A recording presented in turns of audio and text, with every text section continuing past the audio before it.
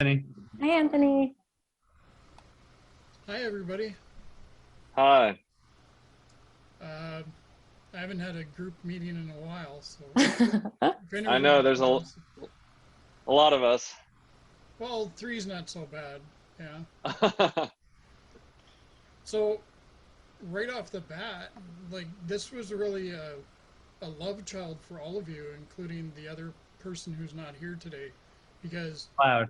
for those who don't know, you all were producers in the film, so this really wouldn't have happened without your own support, right?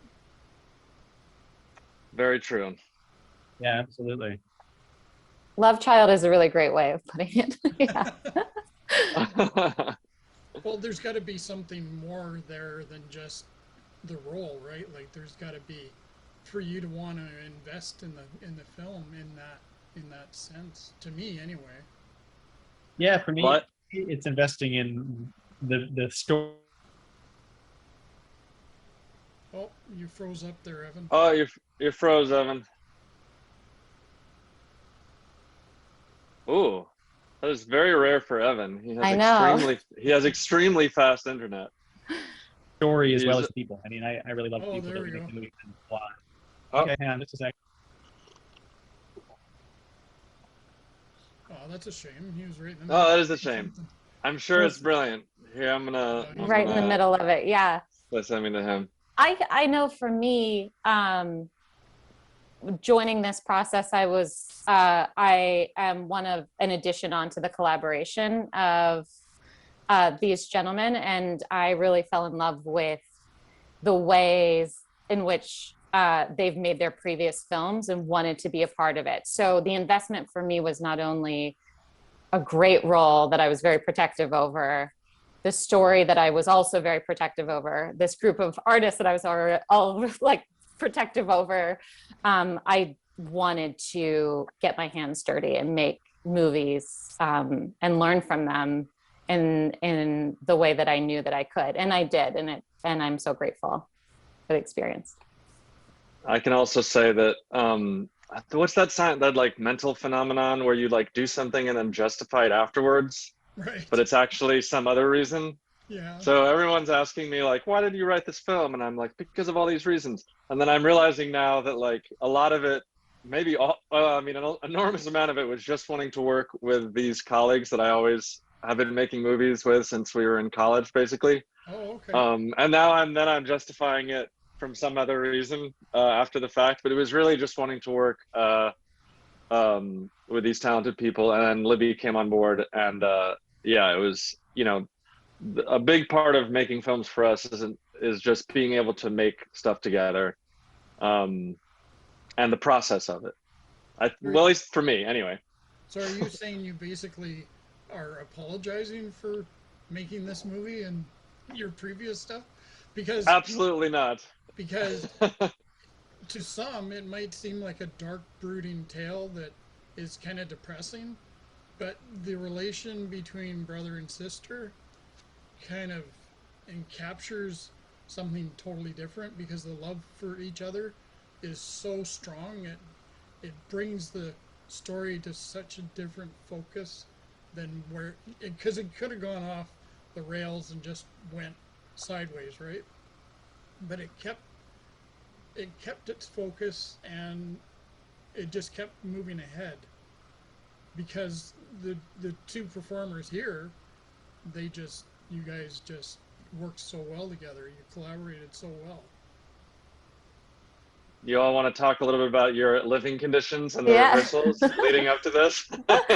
Thank you. Evan, do you want to chime in here? Yeah, I mean, sure. I mean, you mentioned it. You mentioned it's some challenging content for sure, and I think you hit the nail on the head. It was really important for us to have that relationship with each other on camera, of course, but also in order to prepare for the characters. Libby and I were living together during shooting, and so we Oh, had okay. that sort of lived relationship as well as the rehearsal process. And then back before it all started, we were friends, of course, but also did rehearsals of the whole script like a play, just to sort of prep for that and build that relationship.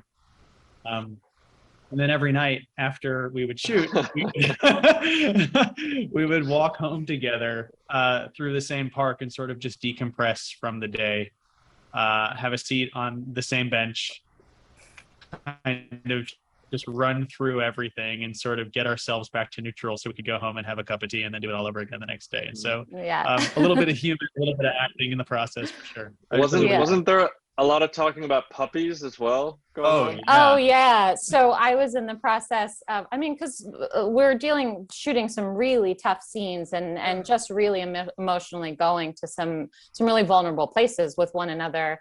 And I was searching for a puppy. I was determined to get a puppy, to rescue a puppy, my husband and I. So literally it's what Evan and I would do to decompress, is just look for rescue puppies. And I think I think that really helped us in so many ways. And I did get her. She's amazing. Her name's Ruth. I was going to say, inquiring minds want to know. Yeah, she's incredible. She's the love of my life. That's awesome. So some positivity, you know, because a lot of my friends are like, oh, how can you watch that stuff? And it's like, well, if you understood the creative process that goes into it, it's, you know, it's kind of hard to get into that mindset. Yeah. For you, Perry, how does that come for you when you write a story like this? Because for me, what I got from the film, and maybe this is just my perspective, I don't know, but it almost came across as the hidden message was about drug addiction.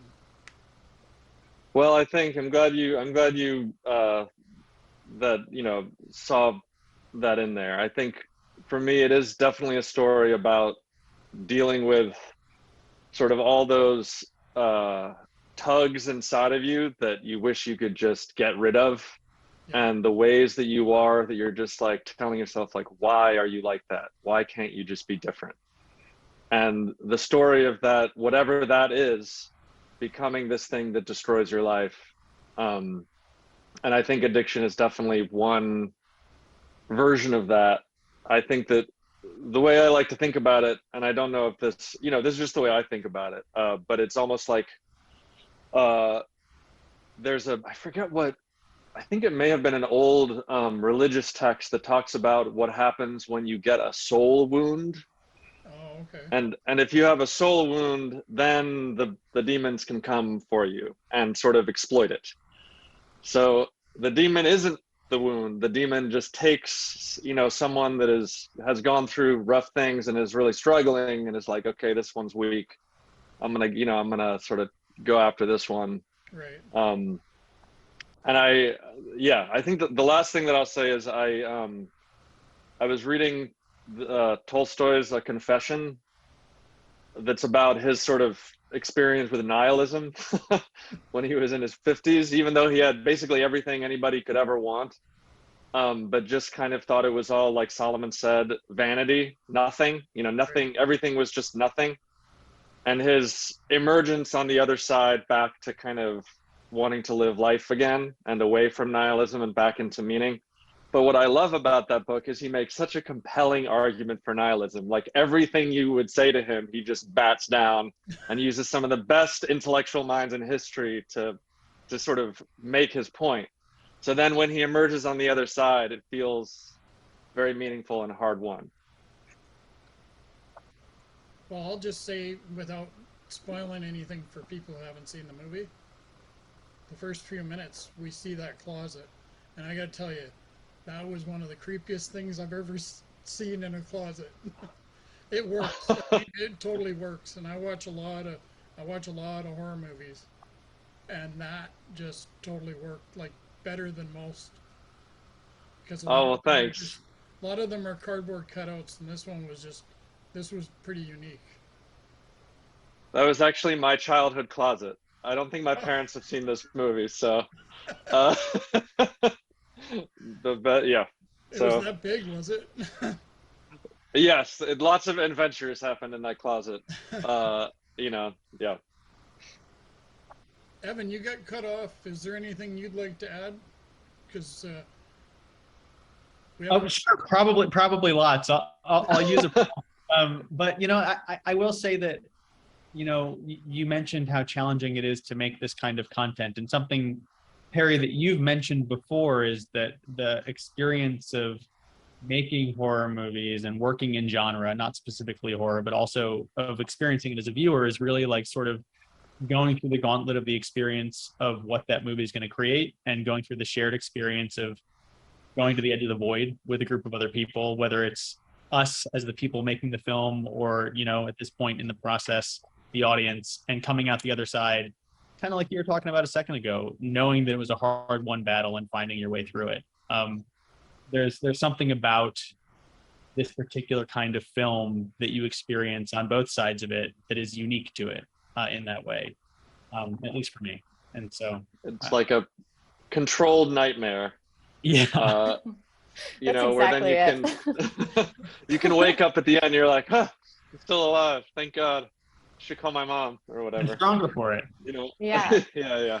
I think maybe that's the draw to it, is the control of it. Let's push this, let's feel this, let's, like, you know, visualize all of this. I think that control is a huge part of it, for me at least. Was there any scenes that were hard for either one of you? Like, was there something that you just, like, it was almost like too personal, or just a really hard scene to get through for you? Or You know, Yeah.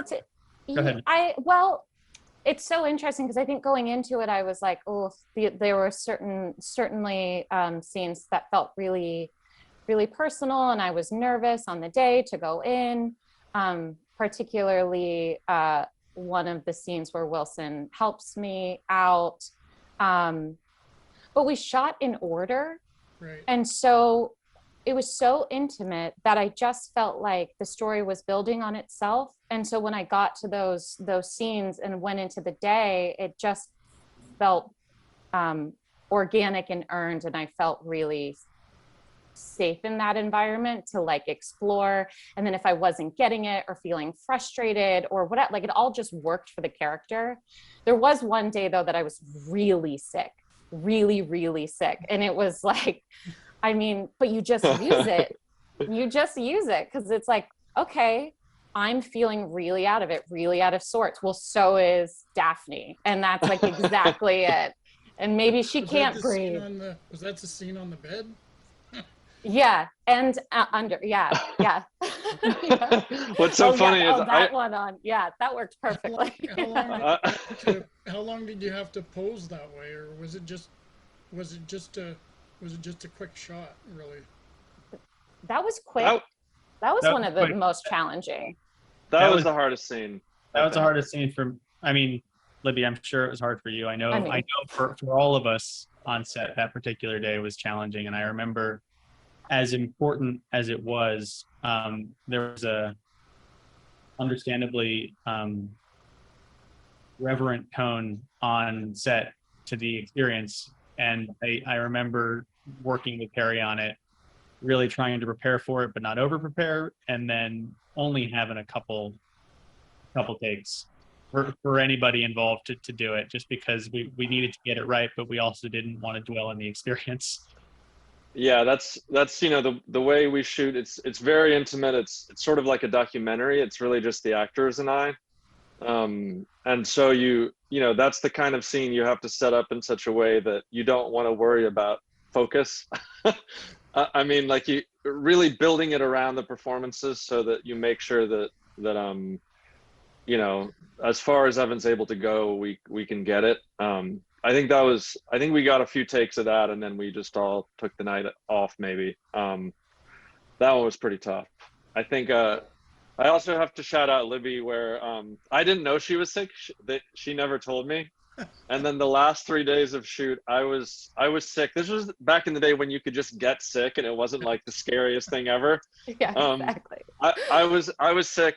And my voice was like this. So I had to direct like this, and I was feeling really sorry for myself.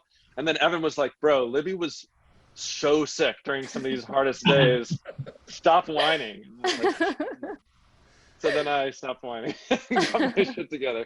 That was a good lesson in directing, I think. I was taught a lesson there. Well, yeah, because getting back to that really difficult scene that you guys had to Yeah. take a break after. Evan, there was some real raw emotion there, and so I guess that difficulty comes through on film because that raw emotion just really comes through in your performance of trying to help her in that particular moment. Yeah, I Yeah. forget if I forget if Evan knew that we were going to do this, but we actually had Libby whisper things to him during that scene. You know, like, I'm scared, things like that. And I don't know if Evan knew that was happening. I think you may have. I forget if you did the first time, but you know, you try to create situations, you know, that feel organic to put people in the headspace. But yeah, Evan, you did a tremendous job during that scene. Thank you. Yeah, it does make me think. I appreciate you saying that. I don't want to just gloss over it. It was a challenging place to go. But it does make me think about just the set dynamics in general, where with the way we work, sometimes it's fun to have little secrets that Perry will keep from us to keep things fresh and keep things moving. And so, I mean, fun's not the right way to describe that scene, but it extends to other work that we're doing together as well, where going into an environment where you know 90% of what's going to happen and 10% remains free is a nice place to be when you're kind of creating in this way. And it keeps you on your toes and keeps you listening for sure. Well, it's raw, and it hit me because I'm very close to my sister. The way you two are in the movie, like, we're very close. So, okay, one last question, Perry. Did you shoot this on film because it has that grainy approach to it in certain scenes that gives it that film look? No, but I'm very glad you thought I did. It has that film. That film. I briefly debated 16 millimeter, but what I loved about it, we shot on this little A7, which is a wonderful camera because you can shoot at night. It's really good at low light, and also it just looks like a tiny little point and shoot, so you can take it almost anywhere and no one really bothers you, which I love. But I think I was watching a lot of films from the 70s, the sort of neo-noirs and the kind of ugly look of things like that. And so I tried to, that was my goal when I was correcting it and things like that. I'm glad it came across like that. Yeah, I'm like, oh, he must have shot this on film. That was one of my questions I had for you. Awesome. Very good. Excellent. Goal accomplished. Yes. Well, I can't thank the three of you enough for giving me time of your day and sharing your experiences in making the movie. Of course. Thank you so much. Pleasure. I just you. watched it last night. I have to get the review in for Kayla still, but hopefully I'll send it your way. Yeah, we'd love that.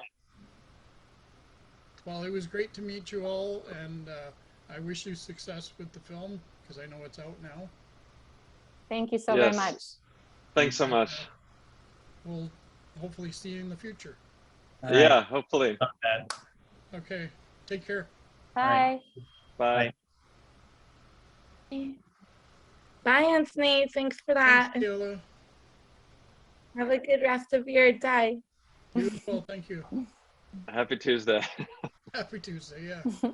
Thanks, guys. Bye. And ladies. Bye.